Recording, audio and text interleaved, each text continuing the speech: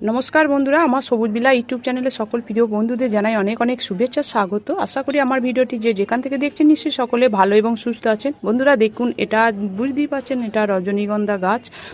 নিশ্চয়ই আপনারাও বসেছেন কিন্তু ফুল আসছে না। দেখুন আমার রজনীগন্ধা গাছে দেখুন এবার শীষ উঠতে আরম্ভ হয়েছে, কত সুন্দর লাগছে দেখুন।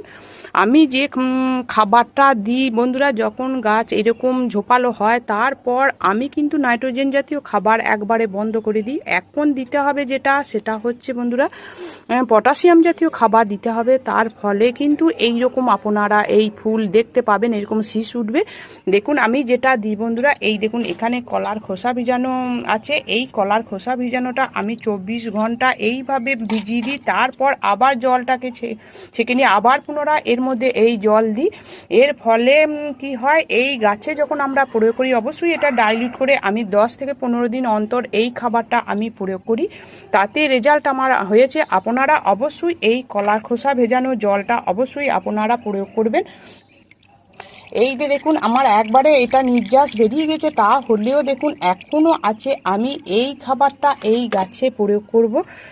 এইভাবে যদি আপনারা এই কলার খোসা ভিজানো না, শুধু আপনারা আলুর খোসা ভেজানো, পেঁয়াজের খোসা ভেজানো জল আপনারা ডাইলুট করে করে এই রজনীগন্ধা গাছে ফুল আসার আগে অবশ্যই প্রয়োগ করুন।